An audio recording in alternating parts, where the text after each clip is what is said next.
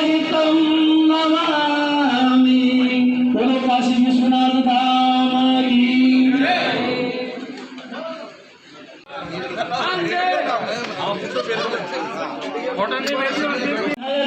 आदरणीय गोपाल जी खंडेलवाल का दुपट्टा पहना करके स्वागत करें।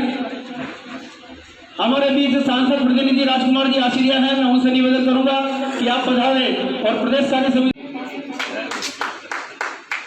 वर्षों से कर्मठता से काम किया है पार्टी का केंद्रीय मंत्री आदरणीय अर्जुन राम सिंह साहब मेघवाल के कर कमलों से इनका पूर्व पश्चिम उत्तर दक्षिण देश विदेश को छाना है, जहाँ चरण पड़े मोदी लोहा सबने माना है।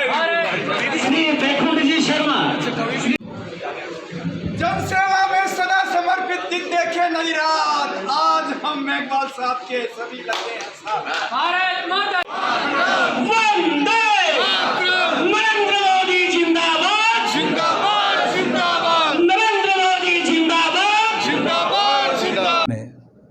पूरे देश ने देखा कि किस तरह से तिरंगे का मान बढ़ा, किस तरह से लोगों ने आज़ादी के जो हमारे स्वतंत्रता संग्राम के हीरोज़ थे उनको याद किया, किस तरह ऐसे लोग जो अनसंग हीरो थे लेकिन अब समझ में आया कि उन्होंने आज़ादी के लिए बहुत भयंकर लड़ाई लड़ी, अंग्रेज़ों से लुभा लिया, उनके लिए भी देश ने उनको श्रद्धांजलि दी। और ये 13, 14, 15 अगस्त का बहुत शानदार कार्यक्रम हुआ आज़ादी का अमृत महोत्सव के दौरान। और जैसा कि प्रधानमंत्री जी ने कहा है कि अब ये कालखंड जो शुरू हुआ है 2047 तक, जब देश अपनी शताब्दी वर्ष मनाएगा, ये अमृत काल है। इस अमृत काल में हमें कुछ लक्ष्य निर्धारित करने हैं, हमें कुछ संकल्प लेने हैं और उसको सिद्धि तक ले जाना है। इसी कालखंड में हम जी रहे हैं और इसी कालखंड के पहले पड़ाव में ही मैं आज भीलवाड़ा आपके समक्ष हूँ। सर, एक कार्यक्रम के दौरान गोविंद मेघवाल जी ने एक बयान दिया था कि अमेरिका और चीन की महिलाएं विज्ञान के साथ आगे बढ़ रही है, तो वहीं भारत की महिलाएं करवा चौथ के दिन जो छन्नी में अपने पति का सिर रही, उससे अंधविश्वास बताते हुए भारत की महिलाओं को पिछड़ा हुआ बताया। इस तरह का बयान दिया उन्होंने। देखिए, भारतीय संस्कृति पे कोई भी चोट करता है वो निंदनीय तो निश्चित रूप से है ही। और भारतीय संस्कृति के पीछे कोई न कोई ऐसी परंपरा जुड़ी हुई रहती है जिसका कोई न कोई कारण होता है। ऐसा भारत के लोगों ने परंपराएं नहीं स्थापित की है, इसलिए हम तो उसके जो बयान आया है उसको, हालांकि मुख्यमंत्री जी को ही संज्ञान लेना चाहिए, लेकिन हम भारतीय संस्कृति, मेरे पास चूँकि संस्कृति मंत्रालय है, भारतीय संस्कृति को हमें प्रमोट करना चाहिए।